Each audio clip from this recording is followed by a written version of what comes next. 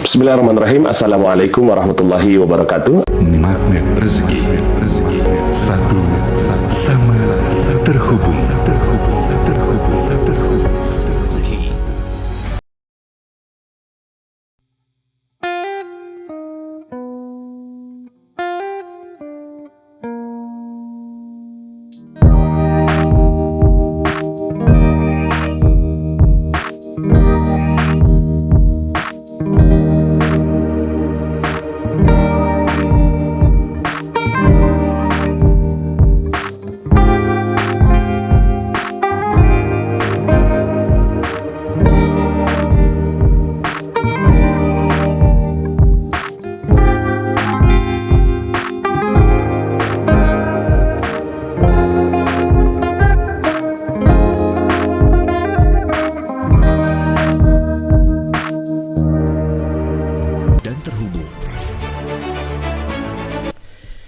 Oke, bismillahirrahmanirrahim.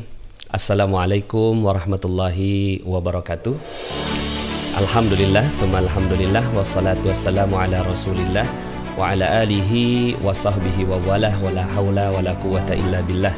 Asyhadu an la ilaha illallah wa asyhadu anna muhammadan abduhu wa rasuluhu la nabiyya ba'dah.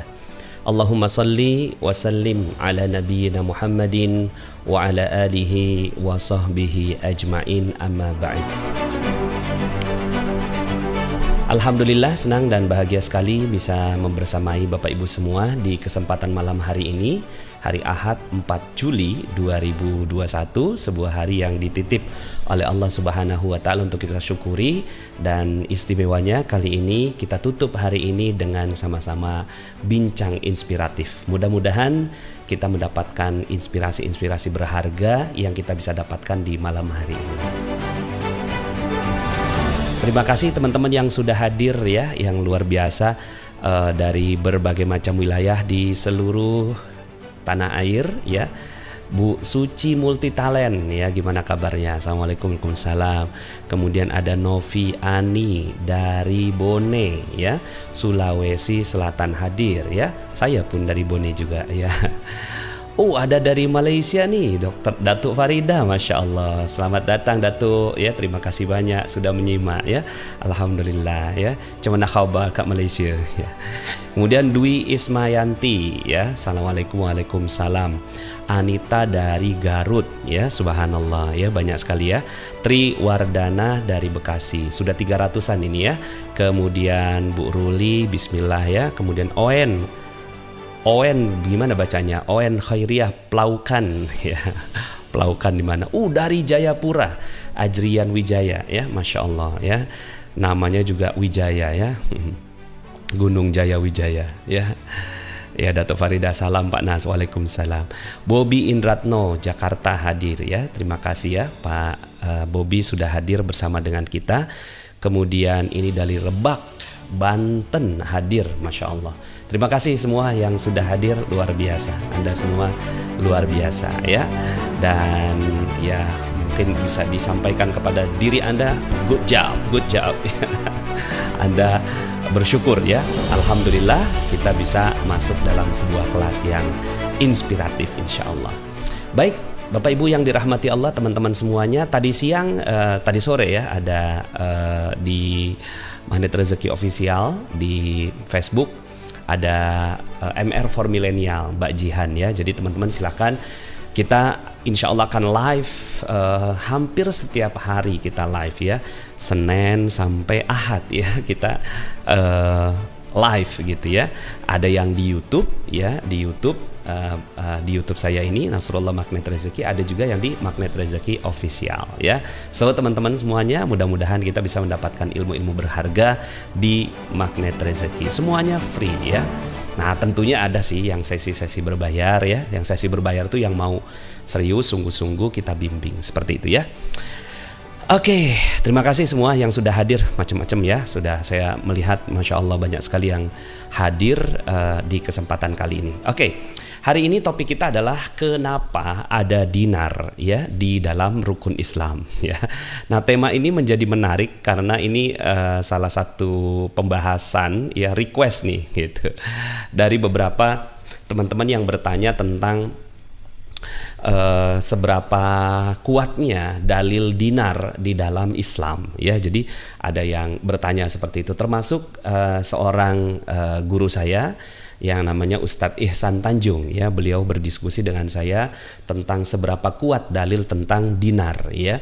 Ada satu dalil ya, la ya'tiyanna 'alan nasi zamanun la yanfa'u fihi illa dinar wad dirham. Akan ada suatu masa di mana di hari itu tidak bermanfaat kecuali dinar dan dirham ya. Nah, cuma memang status hadis itu adalah hadis yang dhaif. Walaupun hadis yang dhaif itu bisa digunakan untuk motivasi ya, motivasi. Tapi kalau digunakan sebagai sandaran fikih itu nggak bisa. Kalau hadisnya dhaif, harus hadis yang kuat. Nah, sekarang kita bicara tentang dinar. Apakah ada dalil lain, gitu ya? Nah, itulah hari ini yang akan kita bincangkan. Mudah-mudahan teman-teman semuanya jadi punya bekal baru nih dalam mengarungi kehidupan. Yuk kita sama-sama baca basmalah dulu. Bismillahirrahmanirrahim. Rabbi zidni ilman warzuqni fahman ya. Kita niat sungguh-sungguh belajar malam ini ya untuk mendapatkan sesuatu yang berharga. Kalau seandainya ilmu itu datang, maka ya Allah izinkan ilmu itu masuk ke dalam hati kami, kemudian menjadi gerak amal perbuatan bagi kami, dan ilmu itu bisa menghantarkan kami ke surga. Amin amin ya rabbal alamin. Jika dalam ilmu ini ada hal-hal yang tidak baik, maka aku berlindung kepadamu. Mudah-mudahan engkau sucikan, engkau bersihkan dari segala niat-niat yang tidak baik. Ala hadhihi niyya wa ala kulli niyatin shalih. Al-Fatihah. A'udzubillahi minasyaitonir rajim. Bismillahirrahmanirrahim. Alhamdulillahirabbil alamin arrahmanirrahim maliki yaumiddin. Iyyaka na'budu wa iyyaka nasta'in. Ihdinas siratal mustaqim. Siratal ladzina an'amta 'alaihim ghairil maghdubi 'alaihim waladdallin. Amin. Amin amin amin ya rabbal alamin. Baik, Bapak Ibu, mohon izin, saya mau saya masukin nih salah satu komen ya, karena menarik bagi saya.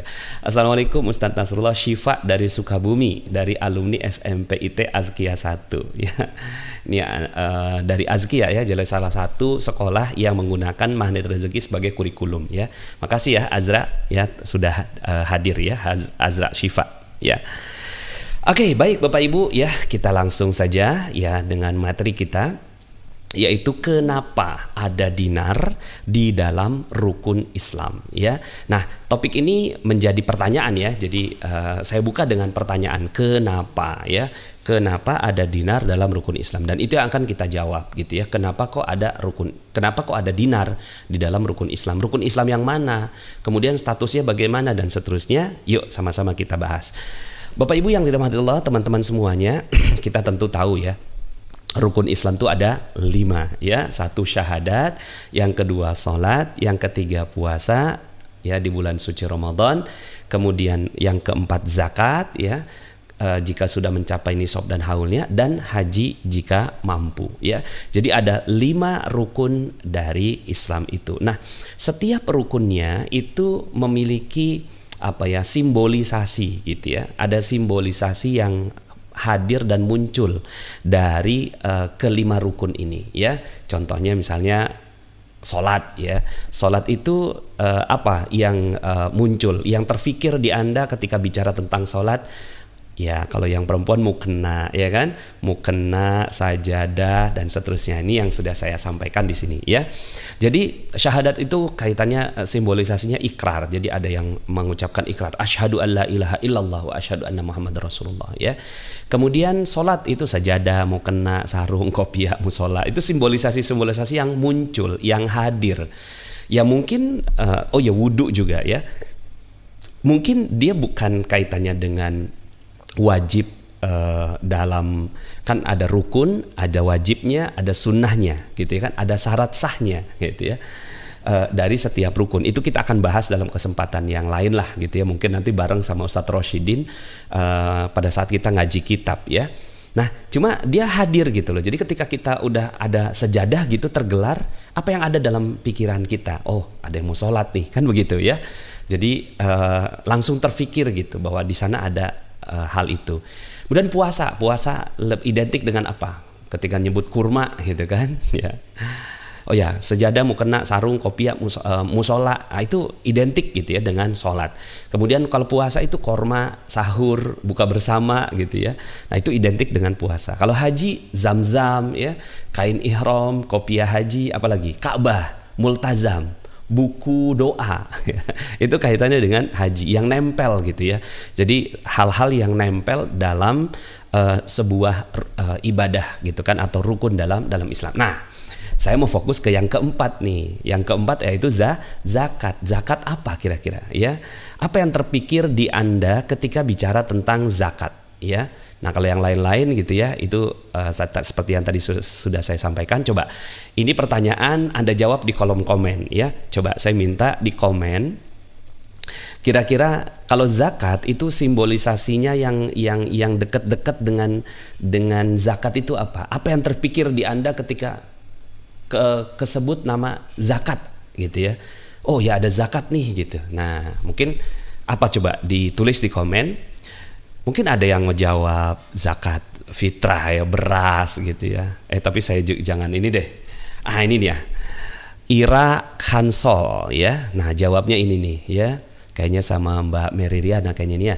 Zakat beras, uang, emas. Oke. Kemudian nisab. Yes. Jawaban dari Nurul Aulia. Kemudian Umam Shilia, bahan pokok. Oke. Yesi Martaleni, emas ya. Kemudian Habibur Rahman Al-Azam, uang. Banyak yang bicara uang nih. Nurmala uang ya, Umam Shilia juga uang. Kemudian ada yang beras, jawabnya ya, ada yang beras, uang, dan seterusnya. Oke, bagus ya. Nah, ada nih yang jawab nih 2,5% ya. 2,5%. Ada yang jawab emas ya. Oke, nah teman-teman makasih ya. Ini udah jawab bagus banget ya. Emas, harta, uang, dan seterusnya. Oke, harta, pendapatan. Makasih. Hasil panen ya, bagus ya. Baik. Nah, teman-teman semuanya, itu yang akhirnya kita ya muncullah jawaban-jawaban seperti itu ya. Kalau saya boleh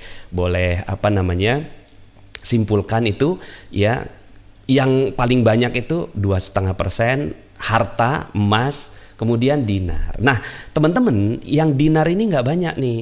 Jadi kalau teman-teman mungkin nanya ke banyak orang gitu kan, apa yang terbayang di kamu kalau menyebut sholat? Pasti kesebut yang sajadah mukena, sarung kopiah mukena gitu. Coba aja lakukan survei. Dari 10 orang yang kita temui di lapangan, berapa orang yang menjawab bahwa zakat itu ada hubungannya dengan dinar gitu ya.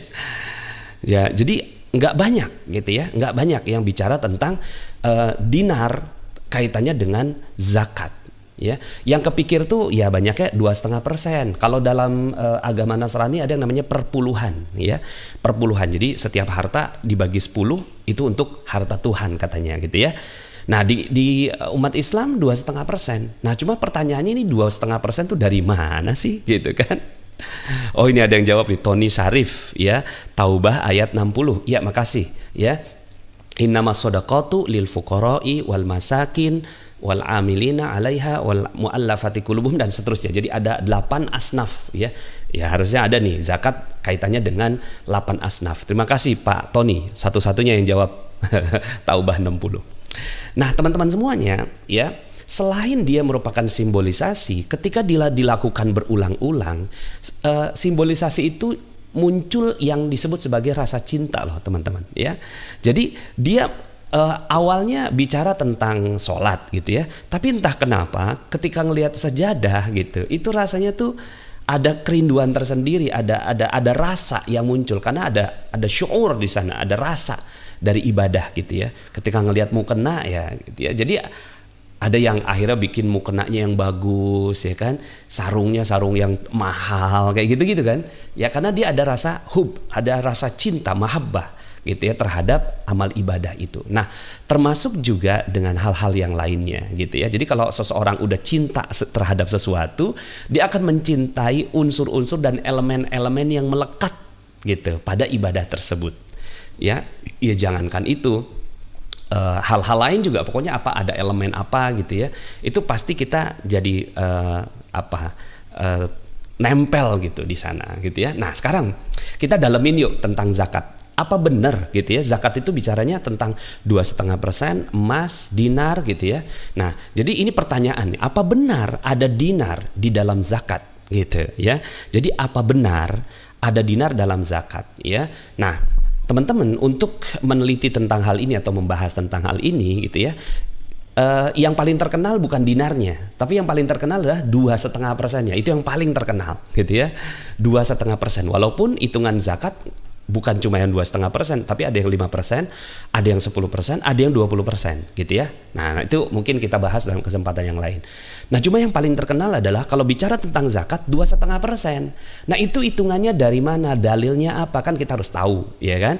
Ketika kita melakukan sebuah amal, kita tahu dalilnya yang mana, gitu kan? Dalilnya apa tuh 2,5%? Dalilnya ini, teman-teman, ya. Jadi hadis nisab dari zakat, ya, laisa fi aqalla min 20 dinaran syai'un wa fi 20 dinaran nisfu dinar. Jadi artinya adalah tidak ada zakat pada dinar yang jumlahnya kurang dari 20 dinar, ya. Dan pada 20 dinar zakatnya adalah setengah dinar. Teman-teman, kata-kata dinar ini disebutkan minimal 3 kali, tapi kalau diartikan dalam bahasa Indonesianya aja jadi 4 kali gitu ya. Ini saya dapatkan hadis ya, ini hadis riwayat Ibnu Abi Syaibah nomor 9873 dan Abu Daud nomor 1753, dihasankan oleh Al-Hafiz Ibnu Hajar rahimahullah dalam Bulughul Maram dan disahihkan oleh Albani rahimahullah dalam Al-Irwa. Nah, jadi teman-teman, ini hadisnya sahih dan ketika bicara tentang 2,5% itu dapatnya dari hadis ini, ya. Jadi tidak ada harta yang dikeluarkan gitu ya kalau jumlahnya harta simpanan ya. Harta simpanan itu nggak dikeluarkan kalau dia tidak kurang dari 20 dinar. Disebutin dinar. Dan pada 20 dinar itu disebutin lagi ya, nisfu dinar, setengah dinar. Nah, jadi kan setengah dinar dibagi 20 dinar, keluarlah angka 1/40 atau 2,5%. Jadi jelas sekali di sini dinar itu disebutkan oleh Rasulullah Shallallahu Alaihi Wasallam ya 3 kali di dalam satu hadis ini ya. Nah, kenapa ada dinar di dalam hadis tentang zakat? Nah, ini yang kita bicara tentang judul kita di Bincang Inspiratif ini. Kenapa ada dinar di dalam hadis tentang zakat? Yang pertama, konteks hadis di atas itu berkaitan dengan ukuran zakat ya dalam nilai harta yang disimpan, yaitu 1/40 atau 2,5%. Namun jika dilihat secara tekstual, hadis ini secara jelas menisbatkan gitu ya harta itu pada dinar gitu ya. Jadi teman-teman semuanya ya, secara konteks kan kalau bicara tentang pernyataan dalam Islam atau ya hadis atau ayat, itu kita lihat konteksnya dan teksnya. Teksnya apa bunyinya gitu ya. Kemudian kita bisa nggak ambil itu teks mentah-mentah, atau konteksnya apa gitu ya, kontekstual. Konteks itu menempatkan sesuatu pada tempatnya gitu. Misalnya kayak ada pernyataan gitu kan, alon-alon asal kelakon gitu kan, alon-alon asal kelakon. Apakah pernyataan alon-alon asal kelakon itu benar, dan apakah itu bisa digunakan untuk semua keadaan? Ternyata enggak. Alon-alon asal kelakon kalau digunakan oleh pilot yang mau take off, maka itu nggak tepat. Jadi ada sebuah konteks yang nggak bisa dimasukkan, ada sebuah pernyataan yang nggak bisa dimasukkan dalam konteks tertentu. Begitu juga ini, zakat itu konteksnya akhirnya bicara tentang harta. Dan dalam harta itu 1/40-nya gitu ya. Secara jelas disebutkan hal itu di dalam hadis sahih ini gitu ya. Nah, jadi teman-teman semuanya, tapi gitu ya, konteks itu tidak bisa dilepaskan begitu saja dengan teks gitu. Jadi ada konteksnya, tapi ada juga teksnya. Tekstualnya apa? Oh, tekstualnya adalah gitu ya, dinar. Nah, kemudian akhirnya ulama kan tentunya membahas gitu. Apakah hanya dinar yang dizakati, atau emas, atau harta yang disimpan walaupun bukan dalam bentuk emas gitu. Nah, jadi akhirnya muncullah pembahasan tentang itu di kalangan ulama. Tapi kita nggak sampai dalam ke sana ya. Nah, di masa itu kenapa kok disebut dinar? Ya wajar saja, karena di masa itu dinar adalah mata uang yang berlaku di masa itu. Walaupun dinar di masa itu bukan dari Nabi, tapi berlakukan, ya. Artinya itu berlaku di semua wilayah pada saat itu, karena dinar itu munculkan oleh Romawi, gitu ya. Jadi dinar itu bukan di zaman Rasulullah SAW, ya, bukan, tapi dinar disebutkan oleh Rasulullah SAW dalam sebuah zakat. Artinya, ya, kan dulu juga ada barter juga, ya. Jadi ada barter juga, ada emas yang dalam bentuk gramasi. Tapi kenapa disebutkan oleh Rasulullah itu dinar secara spesifik, gitu, ya? Karena dia adalah mata uang yang berlaku dan dia adalah ukuran yang tepat dan mudah dalam menghitung zakat. Dulu nggak ada kalkulator, dulu orang juga nggak terlalu banyak yang punya kemampuan untuk menghitung, gitu kan. Baca tulis juga masih calistung yang enggak, gitu kan. Nah, jadi untuk memudahkan oleh Rasulullah SAW adalah disebutkan tentang ukuran ini, tepat dan mudah dalam menghitung zakat. Karena zakat adalah rukun Islam, maka penunaiannya itu harus sesuai dengan hukum syara. Nah, hukum syaranya supaya mudah oleh Rasulullah SAW itu dikemukakan dengan dinar. Itu alasannya. Jadi kenapa kok ada dinar di dalam hadis tentang zakat, gitu, ya. Nah, tapi bukan cuma sekedar itu.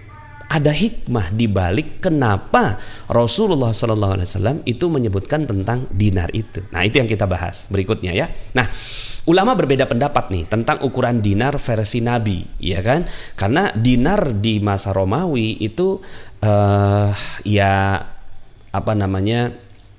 berbeda-beda lah. Ulama ada yang mengatakan 3,8 gram emas murni di zaman itu, ya. Emas murni di zaman itu adalah 22 karat. Kalau zaman sekarang emas murni itu 24 karat.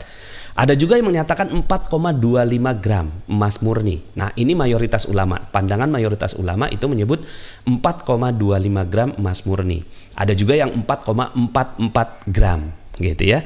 4,44 gram emas murni. Nah, teman-teman semuanya, ini saya kemukakan satu pendapat Syekh Utsaimin itu menyebutkan 20 dinar adalah sebesar 85 gram emas, berarti 4,25 gram.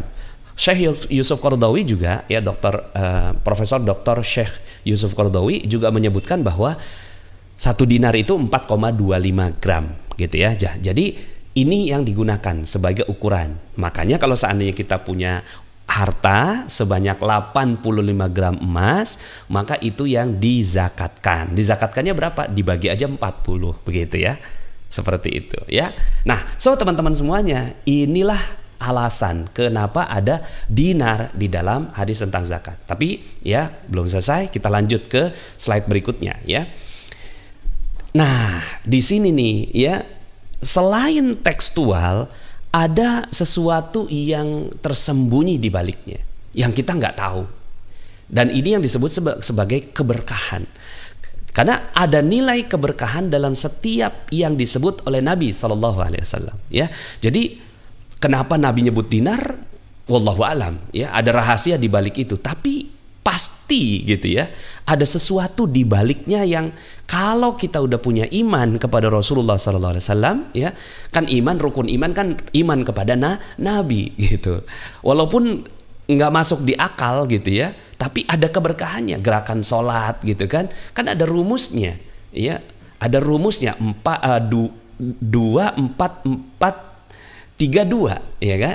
2 3 4 2 4 4 3 4, gitu ya. Kenapa kok ada rumus ini, gitu, dalam sholat? Pasti ada sesuatu yang kitanya sami'na wa ata'na aja, gitu kan. Kita sami'na wa ata'na, tapi ada nilai keberkahan yang terkandung di dalamnya. Dan sampai sekarang nggak ada yang tahu juga rahasianya kenapa. Begitu juga dengan zakat. Zakat, kenapa Nabi nyebutnya dinar? Pasti ada sesuatu. Nabi nggak nyebut emas. Padahal emas ada di zaman itu, dan ukurannya bukan cuma sekedar dinar, tapi ada gramasi juga, ada gram juga, gitu. Tapi ternyata ada keberkahan dalam setiap yang disebut oleh Nabi. Contohnya misalnya makan dengan tangan kanan, baca basmalah, gitu ya. Itu nilai keberkahannya sama yang satu makan ayam, satu makan ayam, yang satu pakai basmalah tangan kanan, yang satu nggak pakai basmalah pakai tangan kiri, gitu. Nilai keberkahannya berbeda. Mungkin sama-sama Muslim, tapi yang satu tahu dengan ya keberkahannya Rasulullah SAW, yang satu nggak ngerti, gitu. Nah, kalau Anda boleh memilih, Anda mau yang mana? Sama-sama nih, dua-duanya Muslim ya, dua-duanya calon masuk surga. Ya. Kalau Anda mau memilih, Anda mau milih yang mana? Mau yang menggunakan apa yang diinginkan oleh Rasulullah SAW ya, sampai sedetil itu atau tidak ya? Nah, pastinya kita mau yang ngikut Nabi. Kemudian pernah juga Rasulullah SAW itu meluruskan shaf dalam sholat. Sebenarnya apa sih hikmahnya gitu meluruskan shaf di dalam sholat gitu ya? Sampai Nabi pernah gitu kan menunda sholatnya karena ada yang dadanya membusung gitu kan, yang ke depan gitu. Rasulullah SAW itu meluruskan tentang meluruskan shaf ini. Tapi ada keberkahan. Ada seorang yang waktu itu makan pakai tangan kiri gitu kan, makan pakai tangan kiri. Terus kemudian kata Rasulullah pakai tangan kanan gitu, kata Rasulullah ya sallallahu alaihi wasallam. Jadi bukan cuma sekedar keberkahan, tapi hati-hati, nanti ada kualatnya juga. Terus kemudian kata sahabat, aku nggak bisa makan pakai tangan kanan. Kemudian kata Rasulullah, ya udah sekalian nggak bisa, dan benar dia nggak bisa mengangkat tangan kanannya. Nah itu tuh. Jadi selain nilai keberkahan, ada hati-hati juga. Kalau Nabi nyebut ini jangan-jangan ada sesuatu nih gitu ya, yang memang sesuatu yang tersembunyi yang kita nggak paham gitu kan. Oke ya. Kemudian dinar. Nah, so akhirnya kita bisa katakan bahwa dinar itu sangat kuat posisinya dalam Islam. Nah, ini untuk menjawab tentang apakah dinar itu kuat posisinya dalam Islam. Nah, kalau kita lihat dari hadis tadi, akhirnya posisinya kuat dong. Karena disebut dalam hadis yang berkaitan dengan rukun Islam. Ya. Nah, maka akhirnya gitu ya, dinar itu identik dengan zakat gitu. Dinar identik dengan zakat. Nah, pastinya gini teman-teman, coba deh Anda pegang harta gitu kan. Pegang harta dalam bentuk apalah gitu ya. Mungkin tabungan, deposito di bank gitu ya. Itu sama Anda punya dinar, nanti Anda coba rasain aja gitu. Anda nanti rasain nih, Anda punya dinar disimpan gitu kan. Kemudian ada uang rupiah di bank, sama-sama nih nilainya nih 85 juta nih, katakan 80 juta nih. Yang mana yang tergerak untuk mengeluarkan zakat? Itu pasti Anda bisa jawab sendiri gitu ya. Ada keinginan untuk mengeluarkan zakat kalau dia dalam bentuknya dinar, karena Rasulullah SAW yang mengajarkan hal itu gitu ya. Nah, so teman-teman, dinar itu sangat kuat, tapi zaman ini gitu ya, ada zaman di mana nggak ada dinar lagi. Dinar tidak digunakan sebagai mata uang. Tadi kan di awal tadi ya, dalam slide yang sebelumnya kita sampaikan bahwa wajar kalau seandainya penunaian zakat itu dalam bentuk dinar. Kalau sekarang kan nggak bisa gitu. Nah, maka jika sebuah zaman tidak lagi ada dinar, maka tetap melaksanakan zakat dengan menggunakan konteks hadisnya, yaitu 2,5% dari harta simpanan. Itu konteksnya. Jadi teman-teman nanti pelaksanaannya adalah ya, teman-teman semuanya nabung gitu ya. Terus kemudian Anda harus teliti betul berapa sih tabungan kita. Kalau seandainya sudah sesuai, dia kan ada yang namanya nisab, ada yang haul. Ada nisab, ada haul. Nisab itu adalah jumlah kadar dia terkena zakat ya. Jadi kalau harta kita itu simpanannya sudah 85 gram atau 20 dinar, baru dia kena zakat. Oke. Haulnya setelah tersimpan selama 1 tahun, jadi nggak dipakai, nggak digunakan, itu 1 tahun, maka kemudian keluarkan setengah dinarnya.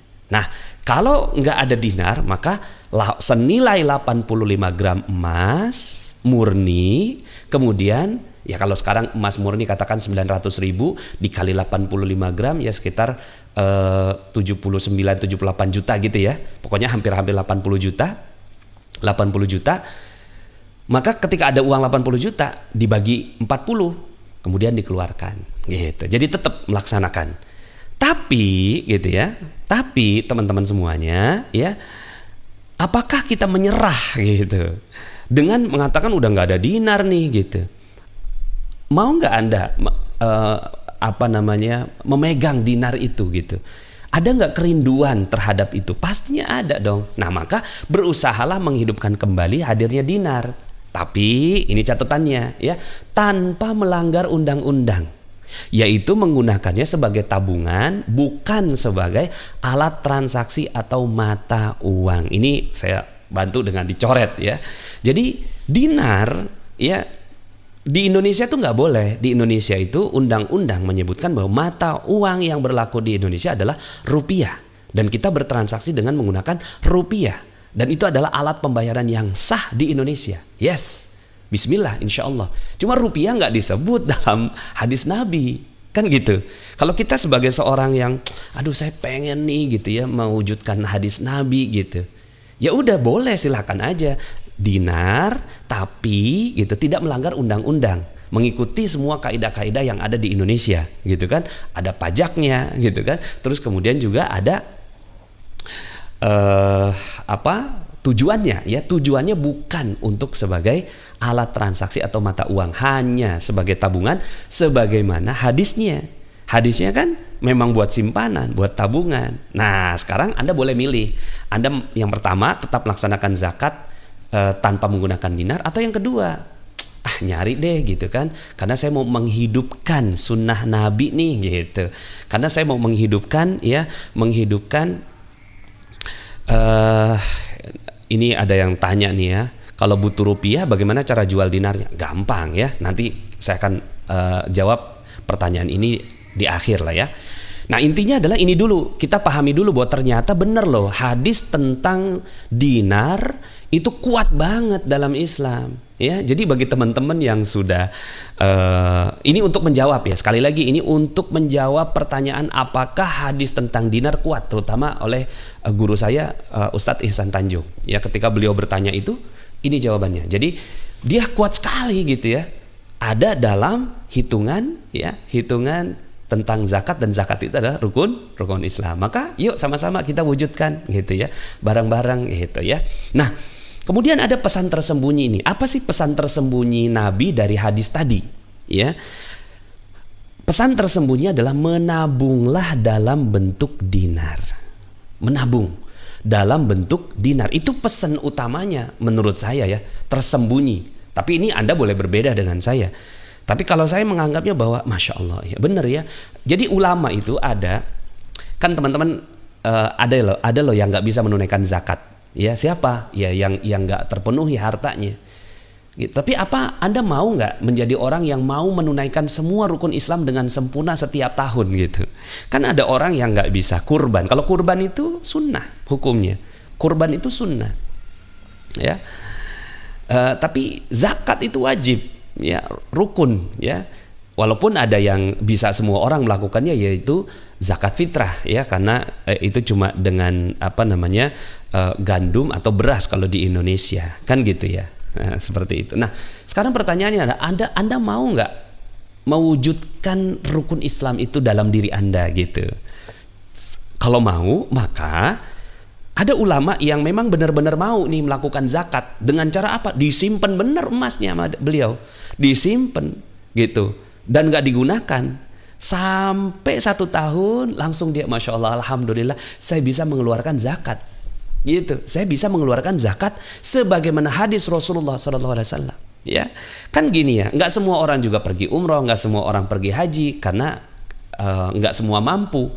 Tapi apa nggak pengen pergi umroh, pergi haji gitu kan? Nah, begitu juga dengan harta ini. Ada sih yang mengatakan Nabi nggak pernah ngajarin nabung gitu. Ya lihat, nggak cuma sekedar menabunglah maka nggak gitu juga. Tapi ada pesan tersembunyi di dalam sebuah syariat. Kalau Anda mau menunaikan zakat, menjadi orang yang menunaikan zakat, maka nabung dalam bentuk dinar karena pengen menunaikan hadis tersebut. Gitu ya. Mudah-mudahan ini menjawab. Nah, tadi kan saya katakan bahwa yang namanya ibadah ada simbolisasi dan sampai menimbulkan rasa cinta, gitu ya. Nah, akhirnya mudah-mudahan setelah ini teman-teman akhirnya jadi cinta nih sama yang namanya dinar nih, gitu ya. Nah, kan kemarin kok ada yang rasa takut gitu. Saya mah takut Pak Nas pegang dinar nanti melawan hukum. Enggak dong. Di Indonesia itu ya kita bebas. Ya, bebas dan dijamin hukum menjalankan syariat gitu. Menjalankan syariat sesuai dengan ajaran agamanya. Yang penting tidak melanggar undang-undang kan gitu. Siapa yang mau ngelarang kita sholat? Ya, nggak boleh dilarang sholat. Ya, begitu juga kita punya dinar. Kita punya dinar itu nggak boleh ada yang melarang dong. Kalau tidak melanggar undang-undang. Dan insya Allah ya insya Allah kita disiplin ya. Dinar di Khairul Razikin. Dinar Khairul Razikin itu kita disiplin sedari awal. Ini bukan alat transaksi, ini bukan mata uang gitu ya. Tapi ini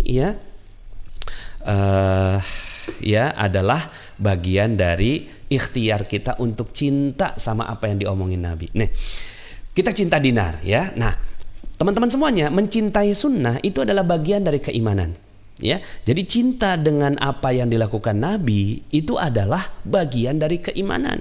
Jadi bukan yang nggak ada alasannya kita melakukan sesuatu gitu, karena dia bagian dari keimanan itu. Contohnya ya, ada beberapa contoh nih yang saya sampaikan di sini. Ada Anas bin Malik radhiyallahu an yang ketika beliau melewati sebuah jalan gitu ya, melewati sebuah jalan, terus kemudian para sahabat itu lewatnya ke kiri. Kenapa? Karena tempatnya luas gitu, karena terhalang dengan pohon gitu. Tapi ini sahabat Anas bin Malik gitu ya, itu seingat saya ya, sahabat Anas bin Malik itu lewatnya ke kanan, padahal jalan itu sampai harus miring-miring gitu ya. Terus kemudian para sahabat nanya, kenapa engkau melakukan itu gitu ya, melakukan itu. Terus kemudian sebentar, mencintai ya, kemudian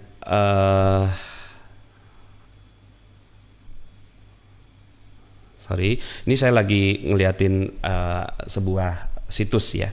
Oke, nah jadi teman-teman semuanya ya, teman-teman semua, sahabat Anas bin Malik ini ditanya oleh sahabat yang lain, kenapa engkau lewat situ? Kan lewat ini lebih lega gitu. Kenapa kok lewati ke yang lebih sempit gitu? Ini kan lebih lega. Apa kata Anas bin Malik? Ketika saya berjalan bersama Rasul, ketika lewat jalan ini ada pohon ini, maka Nabi belok kanan gitu. Maka aku ingin mengikuti Nabi. Jadi sampai sebegitunya gitu, sahabat itu mengikuti, bahkan ada tapak langkah kaki Nabi itu diikutin, itu kan bentuk cinta gitu ya. Itu bentuk cinta. Nah, ini ada sebuah situs ya, menerangkan tentang 5 bukti seorang muslim mencintai Nabi ya, mencintai Nabi Muhammad sallallahu alaihi wasallam. Nah, di sini ada hadisnya ya. Nah, di sini maaf, ini artikelnya berbeda dengan yang saya tadi baca ya, sebentar. Nah, jadi intinya inilah, saya belum ketemu tadi ininya. Anas bin Malik memilih jalan yang pernah dilalui Nabi. Kemudian kisah sahabat yang berebut rambut Nabi. Jadi Nabi itu nyukur gitu kan. Nah, pada saat nyukur itu sahabat tuh nungguin dan mungut gitu. Mungut rambutnya Nabi. Boleh nggak kayak gini? Boleh. Nabi ngebolehin kok gitu ya. Hal yang nggak dilarang Nabi berarti sunnah gitu ya. Dan para sahabat itu ngumpulin ya. Pernah suatu saat Nabi tahallul dalam umroh atau haji gitu, ada seorang sahabat yang nampung rambutnya Nabi gitu. Rambutnya Nabi di kopiahnya gitu. Terus kemudian ya kopiah itu dipakai nampung untuk rambutnya Nabi, kemudian rambutnya ya dibagiin gitu ya kepada sahabat yang mau gitu. Terus kemudian kopinya itu kan barokah, kopiah gitu ya, topinya itu kan barokah. Beliau pakai kemana-mana gitu kan. Masya Allah, nih topi yang mengandung rambutnya Rasulullah SAW. Dan setiap beliau gitu kan, itu kemana-mana selalu pakai kopiah itu ya, tutup topi itu ya. Dan dalam beberapa peperangan beliau memenangkan gitu ya, karena salah satunya dia bilang karena ya keberkahan topi ini. Boleh nggak itu? Nabi nggak menyalahkan, itu sahabat yang disebut sebagai tabarru, mengambil barokah gitu ya. Jadi sampai sebegitunya para sahabat ketika hal yang sederhana gitu, rambut gitu kan.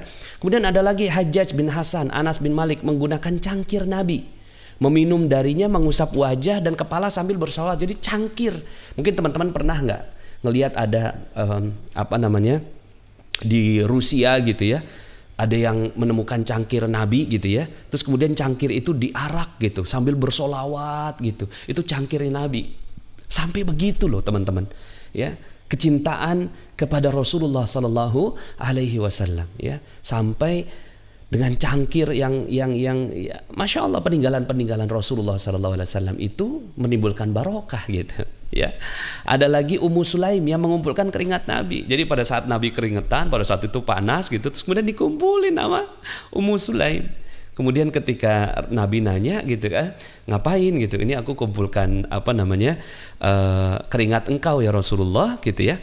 Terus kemudian untuk apa gitu ya? Nanti untuk anak-anakku, mereka mudah-mudahan gitu kan mendapatkan barokah darinya. Dan Nabi mengatakan Anda benar gitu. Nah nanti saya kasih deh ini linknya ya. Saya sambil ini apa nih cara apa bilang OJK itu. Oke ya. Jadi Ummu Sulaim gitu ya. Asma binti Abu Bakar menyimpan dan menggunakan jubah Rasulullah SAW untuk menyembuhkan penyakit. Ya. Jadi Asma binti Abu Bakar ya, seorang sahabat utama ya, yang beliau kisahnya itu menolong Nabi pada saat hijrah ya di Jabal Sur ya. Beliau menolong Rasulullah SAW mengangkat makanan buat Rasulullah SAW. Nah, beliau tuh jubahnya disimpan, jubahnya Nabi nih gitu kan. Dan pada saat orang lagi nggak sembuh itu ituin pakai jubahnya Nabi, sembuh. Nah, ini namanya tabarruk. Ya, tabarruk, dan diperbolehkan dalam Islam tuh tabarruk terhadap apa-apa yang dimiliki oleh Nabi gitu ya. Nah, maka kembali ke dinar, mencintai dinar ini diniatkan sebagai mencintai sunnah Nabi dan menegakkan rukun Islam. Keren banget. Jadi beli dinar tuh bukan cuma sekedar untuk tabungan gitu ya, tapi karena ingin memuliakan Rasulullah SAW yang memang Nabi menyebut secara khusus dan spesifik tentang dinar gitu ya. Bismillah ya, insya Allah ya, karena kita cinta sama Nabi. Nabi ngomong apa, dengerin, ambil, perjuangkan gitu. Karena Nabi yang ngomong. Jadi kalau ada yang nanya kenapa kamu beli dinar, Nabi ngomong, udah selesai. Nabi yang ngomong ya. Nah, ketika itu ada dalam diri kita, maka ya pasti ada barokah, pasti ada keberkahan di sana. Nanti Nabi nolong kita gitu loh. Ya, jadi mudah-mudahan kita tinggal sucikan niat, bersihkan niat gitu ya. Bersihkan niat juga, ini para penjualnya juga dibersihkan niatnya gitu ya. Karena ya mau gimana, siapa lagi yang bisa menegakkan? Kayak misalnya gini, jualan Quran boleh nggak sih? Ya boleh aja. Dapat untung dari Quran boleh nggak? Ya boleh aja. Kenapa? Ini termasuk sebagai menegakkan sya'airillah, ya, menegakkan syiar-syiar agama Allah. Dinar adalah syiar agama Allah. Jadi ya bismillah insyaallah ya. Tinggal kita bersihkan niatnya. Ketika niatnya udah bersih, bagus, tanpa melanggar undang-undang sekali lagi. Jadi kemarin yang kejadian, kok ada yang ditangkap Pak Nar pegang dinar? Iya, karena melanggar undang-undang. Yo, kita serahkan aja udah, kan ini negaranya Darul Mitsak. Darul Mitsak itu negara kesepakatan, kita sepakat gitu, dan para ulama sepakat kok gitu ya, menggunakan rupiah ya udah kita pakai aja. Cuma kan rupiah digunakan sebagai transaksi, tapi kalau sebagai tabungan ya boleh-boleh aja dong. Emas bentuknya sio macan ya kan, bentuknya tikus segala macam ya boleh. Nah ini kan bentuknya dinar, boleh dong gitu ya. Jadi mencintai sunnah Nabi dan menegakkan rukun Islam. Nah, wujud cintanya dengan apa dong? Ya, wujud cintanya dengan satu, berjamaah dengan dalam mewujudkan dinar. Ini ada yang tanya, Pak Nas, saya pernah coba menawarkan dinar, ya, tapi dibilang dinar bukan produk Indonesia. Gimana jawabnya ini ya Pak? Ya, dinar itu diproduksi di Indonesia juga, ya. Bahkan kalau bicara tentang kecintaan nih terhadap Indonesia, orang-orang yang pegang dinar itu mencintai Indonesia. Kenapa? Karena dia akan menguatkan rupiah.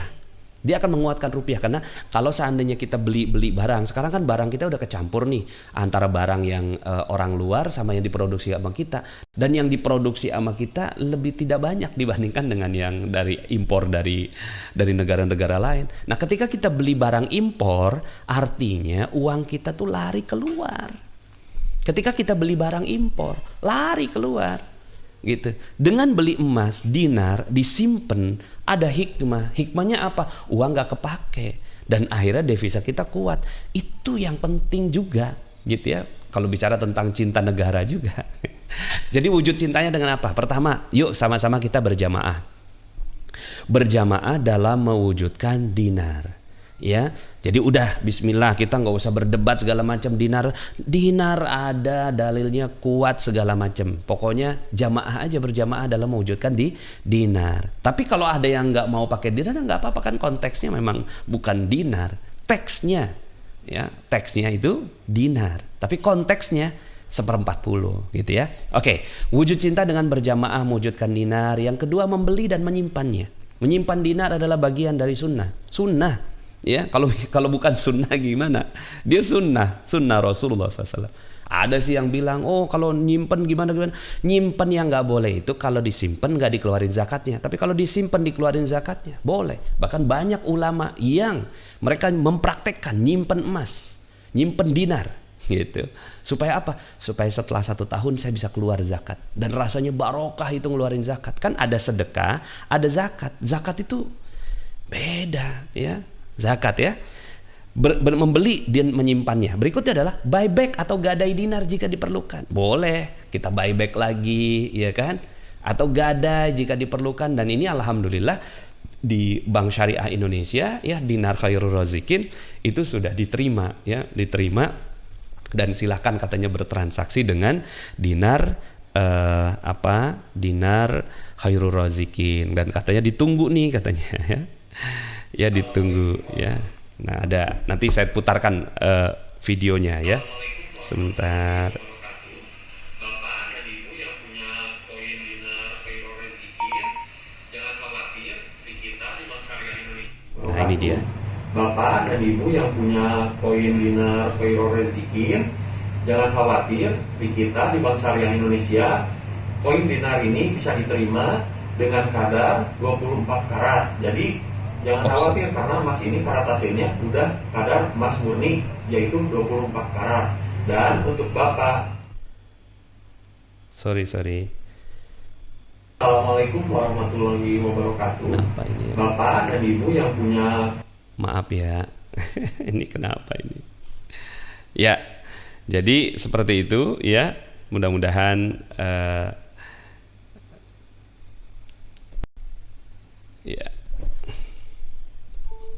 ya baik. So teman-teman semuanya ya, mudah-mudahan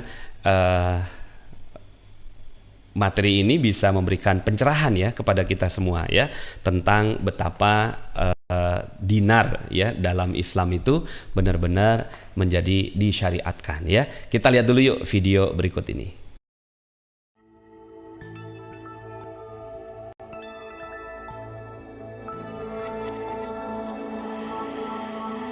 Dinar mulia di zaman Nabi dan akan mulia di akhir zaman. Nabi SAW bersabda, berikutnya adalah semua berharga.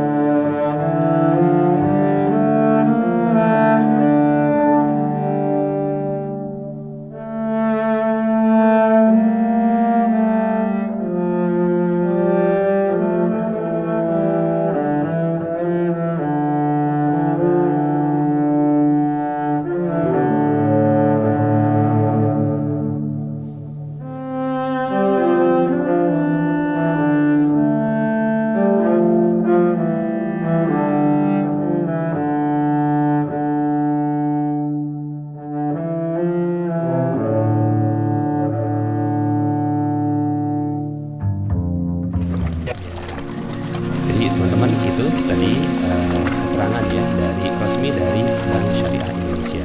Jadi kalau Bank Syariah Indonesia terima, ya tentunya semua bank yang lainnya juga harusnya semakin tapi ya Bank Syariah Indonesia udah paling besar ya. Terus ada yang tadi komentar, kalau gada itu riba Pak Nas. Ya kalau nggak digada ya, misalnya kan kalau di Bank Syariah Bismillah ya kata syariah. Tapi seandainya ada yang mengatakan bahwa asli kalau nggak ada Pak Nas ya baik-baik aja. Baik-baik kalau memang riba. Itulah fungsi dari emas dan dinar ya.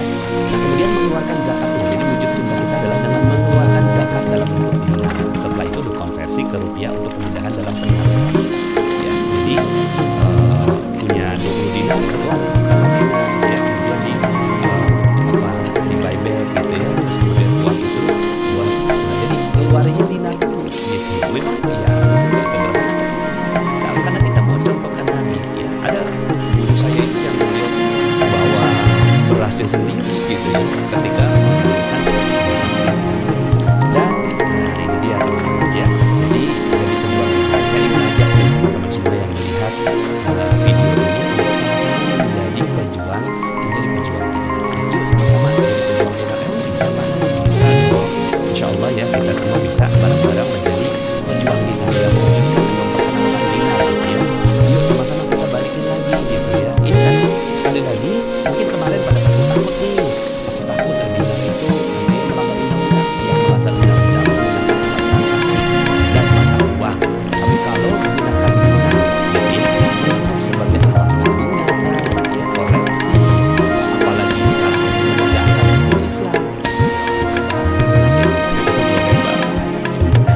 Nah teman-teman silakan nanti lihat mungkin ada yang pejuang dinar dan mendapatkan keuntungannya alam itu silakan tonton video ini dulu ya. Untuk bermanfaat setelah itu ada macam silakan ya. Insya Allah teman-teman semuanya untuk mendapatkan apapun yang baik-baik gitu ya dari komunitas kita di Magnet Rezeki ya. Nah alhamdulillah teman-teman ya, sampailah kita di akhir. Saya mau minta nih teman-teman yang sudah menggunakan dinar, coba tolong sharing gitu ya di kolom komen, sharing keberkahan yang Anda rasakan setelah memiliki dinar. Ada nggak yang Anda rasakan tuh kayak apa gitu? Mungkin ada yang merasa bagaimana dan mungkin ada pertanyaan, boleh silakan ya. Jadi kalau ada yang pertanyaan, jadi materinya sudah selesai, mudah-mudahan jadi lebih kuat ya bahwa ternyata benar ada hadisnya ya. Nanti kalau seandainya ada yang nanya gitu kan, tinggal kasih tahu aja video ini gitu ya. Jadi bahwa ternyata dinar itu menegakkan dinar sama dengan menegakkan zakat. Menegakkan zakat sama dengan menegakkan agama Islam itu sendiri. Keren banget. Niatnya Bismillah ya, insya Allah ya. Oke, di BSI bisa buyback. Buybacknya ke kita aja ya. Buybacknya ke kita. Kita layani gitu ya. Kita layani buyback di wakil-wakil resmi yang ada gitu ya. Dan sobat bisnis Magnet Rezeki ya. Wah itu kalau ada yang mau buyback langsung cepat diambil kok sama teman-teman semua ya. Oke, berkah banget Pak Nas ya. Ini Budiana Sudiana. Berkah banget Pak Nas sejak jualan dinar. Cerita dong keberkahannya apa aja Bu Budiana ya. Oke, ini Bu Eti Nurhayati, menyimpan LN dan dinar sama-sama jaga harta, namun lebih mulia menyimpan dinar daripada karena diniatkan mencintai sunnah Rasulullah. Masya Allah ya. Alhamdulillah Bu Lia Mardia yang dirasakan mudah membeli dinar kembali. Yes, membeli dinar nih dan ajak teman-temannya. Sama kayak nyamuk itu cuma satu, temennya yang banyak. Begitu juga dengan dinar satu, habis itu ajak teman-temannya. Bismillah ya, insya Allah. Oke, kemudian mana lagi ya? Alhamdulillah nih yang utama rasanya memegang dinar lebih tenang dan seperti memakan dinar yang lain terlebih. Masya Allah Dini ya. Saya jadi tidak boros lagi sebelum DKM, tinggal sedikit lagi Pak. Ini ya, jadi ada yang akhirnya bisa ya mendapatkan keberkahannya. Kalau butuh uang, jualnya di mana Pak? Apa harus ke komunitas? Sebenarnya bisa jual ke toko emas juga ya. Cuma kalau mau dapat harga terbaik ya ke kita. Jadi kalau ke toko emas harganya tuh cuma segini ya, buybacknya tuh jadi nggak terlalu menarik. Tapi kalau dijual ke komunitas bisa lebih tinggi ya. Tapi di toko emas laku, ya orang di bank syariah aja laku tadi ya, di BSI, karena kita terbukti kok dan kita jagain bener ya, karena kita benar-benar ngomonginnya dinar ya, takut juga kita ya. Maka sumbernya juga sumber yang 24 karat, bukan cuma 24 karat tapi 999,9, jadi 9-nya 4 kali ya. Alhamdulillah, setelah punya dinar jadi ketagihan beli terus tuh ya. Alhamdulillah bisa bantu banyak orang yang ingin menabung dinar dan bisa bantu buybacknya. Oke ya. Nih Puji Haryanto ya. Alhamdulillah keberkahan memiliki dinar, dahsyat banget. Mulai dari 1/4 dinar, beliau punya 1/4 dinar, sekarang sudah terkumpul 30 dinar. Tuh ya, terbukti ya, Masya Allah. Awalnya cuma 1/4 dinar ya, terus kemudian lama-lama ya akhirnya punya 30 dinar. Ibu Rusiman ya, apa ibu atau bapak lebih tenang menyimpan dinar dan lebih awet. Iya lebih awet karena sayang mau dijual, mau buyback jadi nggak jadi, mau ngegadai jadi nggak jadi gitu ya. Kemudian keberkahan harta makin terasa sejak memiliki dinar, Masya Allah ya. Kemudian Ibu Vivi, alhamdulillah keberkahan Allah melalui wasilah dinar luar biasa. Dimulai dari 1 dinar jadi 10 dinar, sekarang sudah jadi ratusan dinar nih. Bu Vivi ini luar biasa ya. Beliau adalah salah satu yang mendapatkan keberkahan luar biasa dari dinar. Beliau modalnya 1 dinar, tapi ternyata terus sampai sekarang udah ratusan dinar ya. Aduh banyak banget ya. Bismillah Pak Nas, boleh nggak dinar dikelola menjadi perhiasan atau yang lainnya? Gini, kalau udah dinar aja. Nanti uang yang lain beliin perhiasan ya. Jadi kan ada yang dalam bentuk perhiasan, ada yang dalam bentuk dinar. Kalau dalam bentuk dinar ini tujuannya untuk nabung itu. Kalau perhiasan kan nggak kena zakat ya, nggak kena zakat kalau perhiasan yang dipakai. Oke ya, alhamdulillah keberkahan dinarnya luar biasa Pak Nas. Kalau beli online dinar memang boleh Pak Nas. Nah nanti ini kita ada akadnya ya. Akad yang paling utama adalah iadan biyadin ya. Nah nanti ketika Anda masukin dinarkr.com, terus kemudian nanti ditelepon tuh sama WR yang deket, sama wakil kita yang deket. Misalnya Muhammad Yazid Ali di mana nih lokasinya? Katakan misalnya di Surabaya gitu ya. Kemudian masuk ke dinarkr.com ini. Nah nanti yang wakil kita di Surabaya nelpon Anda gitu. Kalau bisa ketemuan, itu yang paling kita utamakan. Cuma kan sekarang dengan kondisi pandemi begini ya, tentunya kita bisa menggunakan, jadi ada 3 akad ya. Itu nanti banyak panjang lagi kita bahasannya. 1 iadan biyadin murni, 2 iadan biyadin ba'da wakalah, yang ketiga adalah akad salam ya. Nah itu ada 3 akad yang bisa digunakan dalam membeli dinar. Silakan dipilih yang paling bagus iadan biyadin ya. Sangat berkah gitu ya. Ustadznya selalu ditolong Allah di setiap persoalan. Kemarin kita buyback lancar banget, dibantu kawan-kawan SBMR yang lain. Yes, bismillah ya. Apakah bisa jadi seller dinar atau bisa beli? Bisa. Anda bisa jadi seller ya, langsung aja ke dinarkr.com. Nanti Anda bisa juga jadi seller, jadi pejuangnya itu ya, jadi pejuang ya. Oke, alhamdulillah ya. Sepertinya nih Pak Junaidi ya, seperti saya tidak percaya bisa jual dinar sampai 40 jutaan dalam satu transaksi. Ternyata bisa. Itu mungkin kekuatan keberkahan dinar KR. Yes, bismillah. Berkah banget Pak Nas. Saya sampai nggak percaya dalam waktu 6 bulan saya bisa beli dinar sejumlah itu, nggak belanja yang nggak penting. Ada uang sisa belanja, mikirnya cukup berapa gram nih. Ya begitu. Ya jadi kalau kita udah kenal dinar, itu bawaannya tuh pengennya nabung gitu, pengennya tuh saving. Nah nanti kalau seandainya nggak ada yang dinar, kita kan punya MR Gold yang lebih kecil ya. Punya dinar lebih awet daripada megang uang tunai cepet habis ya. Alhamdulillah nggak terasa bertambah lagi gitu ya. Alhamdulillah saya dinar ya. Insya Allah dinar saya mau di buyback dulu Pak Nas, sudah saya simpan 1 tahun. Yes, bagus. Insya Allah untuk beli kambing kurban. Yes, bagus ya. Ya, Masya Allah. Alhamdulillah banyak banget ya di sini para testimonial ya. Teman-teman yang testimonial, Allah alhamdulillah lebih tenang setelah pegang dinar.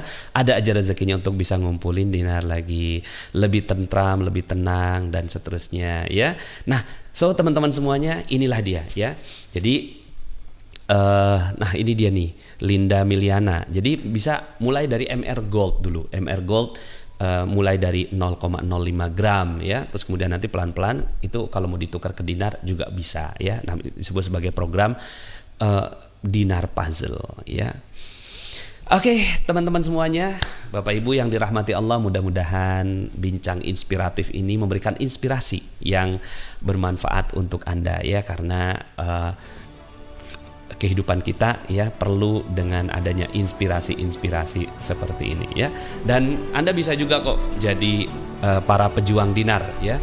Para pejuang dinar artinya bisa mendapatkan keuntungan ya, bisa menjadi seller dari dinar ya. Silahkan hubungi orang-orang yang mengundang Anda ya untuk masuk ke dalam channel ini, atau langsung aja, atau lihat nanti di kolom deskripsi ya, saya akan masukkan beberapa informasi di kolom deskripsi kalau Anda ingin mengetahui lebih lanjut tentang dinar. Yang penting sekarang Anda sudah tahu ya, itu yang paling penting nih. Tahu apa? Tahu bahwa ternyata ada hadis yang kuat yang menjelaskan tentang dinar ini ya, hadis tentang nisab ya, bahwa ternyata dinar itu disebut oleh Nabi dan dinar termasuk bagian dari agama ya. Oke, teman-teman semuanya ya, mudah-mudahan berkah ya, dan kita tutup kajian kita dengan hamdalah, alhamdulillahirabbil alamin, subhanakallahumma bihamdika asyhadu an la ilaha illa anta astaghfiruka wa atubu ilaik. Saya Nasrullah undur diri, billahi taufiq wal hidayah, wassalamualaikum warahmatullahi wabarakatuh. Bagi teman-teman yang belum subscribe dan baru saja menemukan channel ini, silahkan subscribe. Insya Allah Anda akan mendapatkan materi-materi yang terbaik dari channel ini. Insya Allah Anda adalah makhluk yang ajaib. Tinggal kita sempurnakan faktor-faktornya. Dan insya Allah dalam video-video berikutnya kita akan lanjutkan materi ini sampai Anda menemukan potensi terbesar diri Anda dan menjadi makhluk ajaib sebagaimana yang Allah Subhanahu wa Ta'ala inginkan untuk Anda. Sampai jumpa. Assalamualaikum warahmatullahi wabarakatuh.